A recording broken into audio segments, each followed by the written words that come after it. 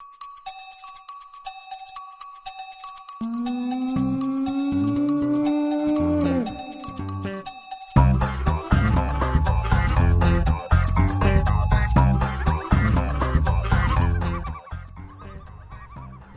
my name is Tamara, and you're watching Things Even a Monkey Should Know. Thanks for watching again today. If you've watched a few of my other videos, you already know that I'm not a professional at this do-it-yourself stuff.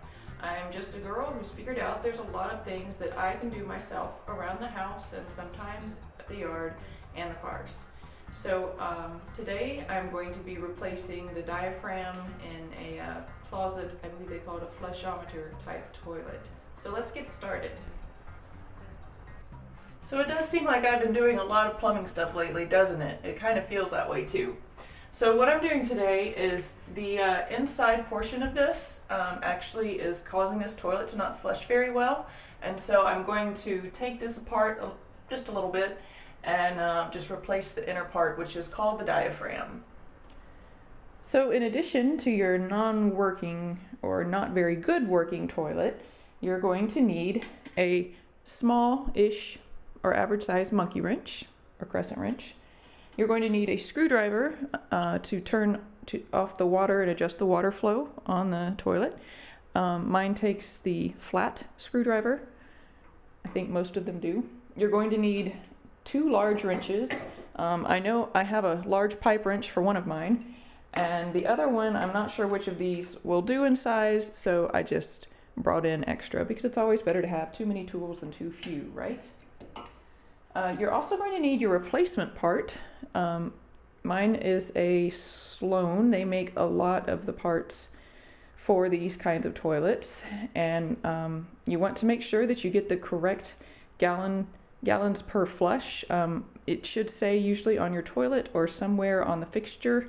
Mine is a 1.6. The last time I bought one of these, the gentleman behind the counter insisted that it was okay if I had a 3.2, and whatever the difference is, the way they make them, even though they all look the same, that toilet never flushed correctly. So make sure that you get the right gallons per flush. The last thing you'll need, most likely, is a towel, and you may even need 2 or 3. Depends on how big of a mess you wind up making. So once again, this is one of those incredibly small spaces that we get to work together in, but that's okay, because we'll make it happen. So the very first thing, always, if you've watched any of my other videos on plumbing stuff, you always want to make sure that you turn the water off first thing.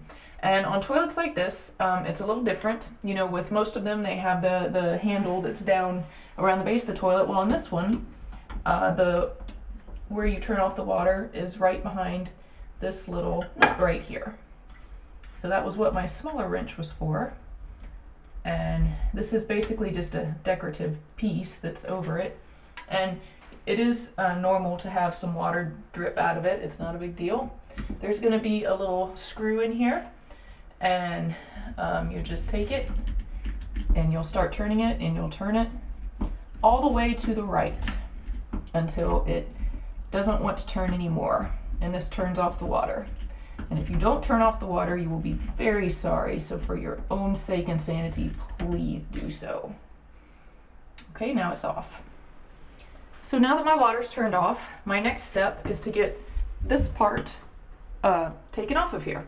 So it would be really lovely if I could just hand untighten it, but I can't do that, unfortunately. Oh, one other thing you might want to do before you start doing what I'm about to do is just go ahead and depress the handle and make sure that there's no built-up pressure or anything in there.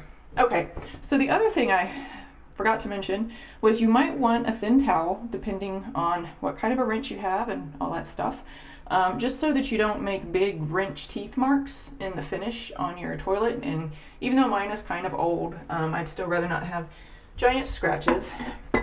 So this is actually the only of my wrenches that fits up here, and I'm gonna go ahead, get this fitted to the piece up here as best I can. This is probably gonna be frustrating. And something that you want to remember, you don't want to just start yanking on this because it's gonna yank on the whole fixture, and you don't want to accidentally yank your pipe out of the wall. So you will this is why you have a second set of pliers, which you can also use a towel to grab with them. And it's just so that whenever you start to turn your pipe, whoops, this is so awkward with one person. It's so that you can have a good grip on this other pipe, so that you're not leveraging yourself against the pipe that's coming out of the wall, and you're holding on to it with the other wrench or pliers, so that you don't accidentally put a lot of stress on it. I took a break for just a second there to make sure that my pipe was fitted correctly on this top piece here, because I was having a hard time talking to you and making all of that happen, and I figured, you know, how aggravating it is to watch somebody do something you think you could do in 2 seconds. So so I do have it fitted on there correctly now, and I'm gonna, I need about 4 hands for this. You'll find this also, but so I'm gonna just go ahead and, God almighty. Okay, and hold on to this other part, and then turn. So that was the big turn that I think should hopefully make the difference. Yes, the rest of it I can just do by hand, so that's pretty fabulous. And there is going to be some water that spills out of here, because it should be full of water, but it shouldn't be a terrible amount. And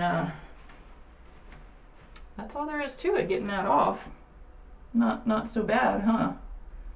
Now I'm going to pry this out. Oh, there we go. You want to make sure that you keep any parts that come out of here, remember what they look like, because what comes out must go back in.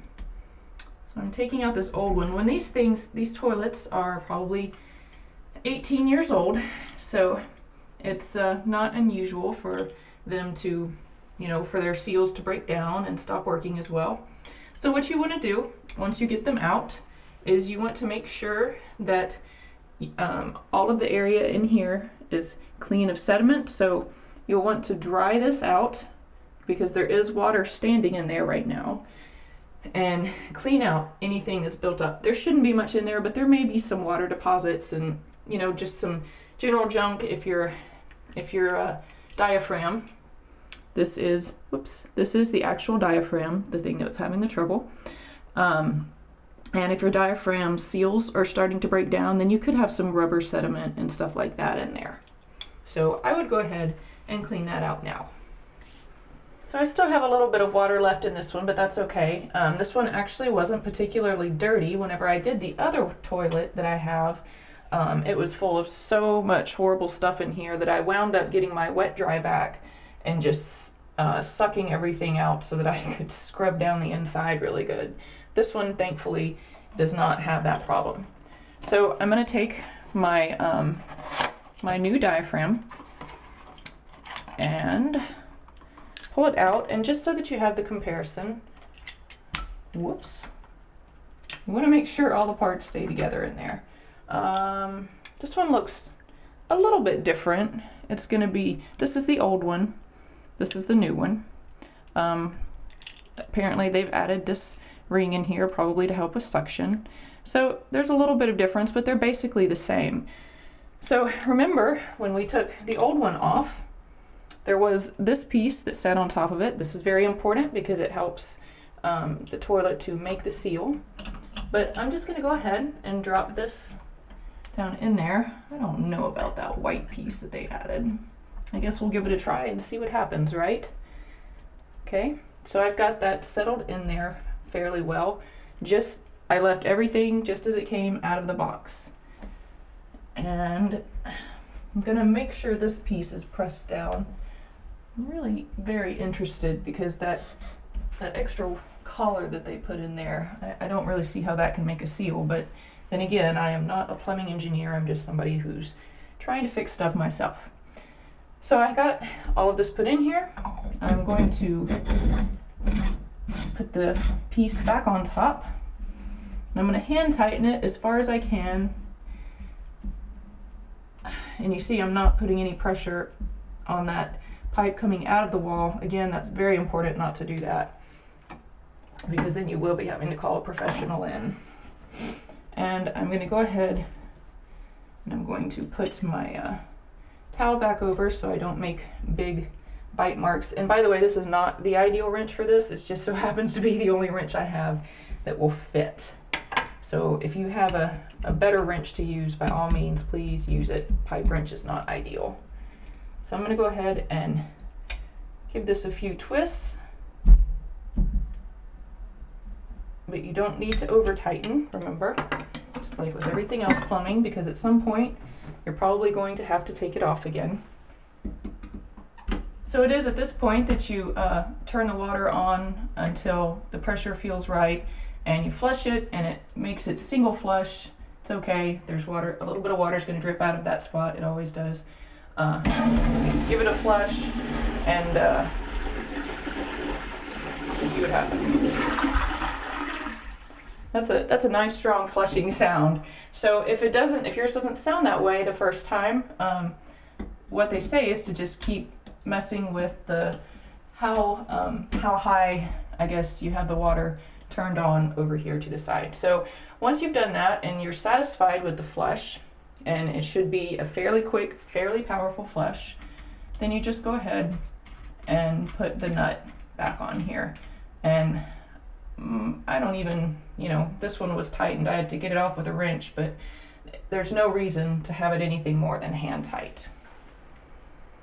So how did you like that? That was not a bad fix, even though leading up to and thinking about it, you might have thought, oh my gosh, this is going to be terrible.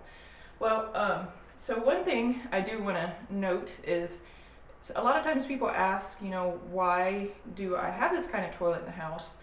And I'll tell you, the conventional toilets gross me out. I know that sounds funny, but it seems like there's always something going wrong in the tank. And I know that the water back there is clean water, but you take the lid off the tank and it's always stained and disgusting looking, and it just is something that I don't care to put my hands into. And with this kind, I don't have to deal with that, because whenever I did take out the diaphragm, there wasn't that much water there, and it didn't look dirty to me. And so it just feels a lot cleaner overall. I also really like that it does use such a small amount of water to take care of your waste. And it does it economically and quickly. You don't have to sit there and wait for a tank to refill. There's just a lot of benefits and reasons that I really like these kind of toilets. So that was my spiel about that. I hope that you had as, I don't want to say fun of a time, but maybe as fun of a time fixing your toilet and just replacing that one faulty part, which is the part that usually goes out. If you bought the whole fixture, it would cost you in the area of probably $150. That part cost me $9. So I feel like that was time well spent. So I hope this helped you, and I hope that you'll join me again next time.